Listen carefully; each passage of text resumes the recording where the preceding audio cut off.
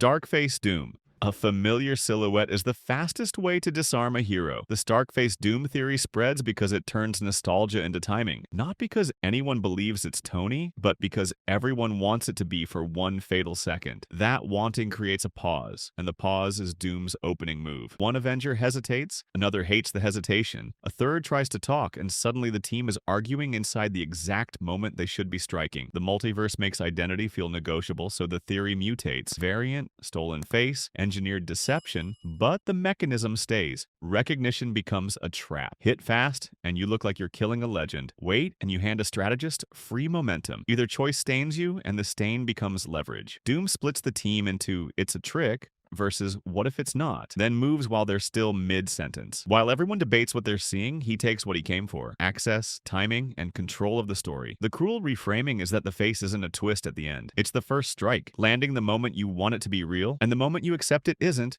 you're already late. With the whole room watching, silent, Doom wants Franklin. The scariest Doomsday theories don't start on a battlefield. They start at a crib. Doom wants Franklin because Franklin is the internet's shorthand for a reset button. Power so big it makes every other power feel like noise. If reality can be rewritten, winning isn't about punching harder. It's about owning the rules the punches obey. Incursions create panic, panic creates bargains, and Doom thrives when people are tired of losing. He doesn't take Franklin with chains. He takes him with certainty. He becomes the calm adult in a room full of screaming timelines, offering safety, structure, and purpose. Things that feel like kindness to a child and like salvation to desperate adults. That's why the theory sticks. The kidnapping can look like protection, and protection is easier to accept than violence. Once belief is installed, belief becomes armor. If Franklin trusts Doom, anyone trying to pull him away can be framed as the villain in Franklin's story. Then the stakes jump from scary to obscene. With access to that kind of power, history becomes editable. Death becomes negotiable. Sacrifice becomes reversible, only in the direction Doom approves. And the darkest part is how quiet it could be. A promise. A hand on a shoulder, and a world rewritten before anyone notices. Spider-Man vs. Wolverine. Spider-Man vs. Wolverine stays viral because it's instantly readable. Hope versus survival. Restraint versus necessity. Wolverine is the hero who will do the ugly thing and live with it. Spider-Man is the hero who refuses the ugly thing and stays Spider-Man. Put them under an incursion clock and their values stop being philosophies and start being weapons. The theory says Doom engineers that dilemma because icons are stronger than armies, and breaking icons in public makes the multiverse accept a ruler. Give Wolverine a clean shot and call it necessary. Give Spider-Man a rescue window and make it impossible. Let the argument cost seconds while worlds bleed. Even if Doom never appears, the choice is already doing his work. If Wolverine crosses the line, the symbol of survival becomes the monster, and trust dies fast. If Spider-Man stops him, the symbol of hope becomes the reason a world dies, and guilt becomes a chain that follows every team up after. That's the hook inside the hook. Doom wins either way because the real damage isn't the punch.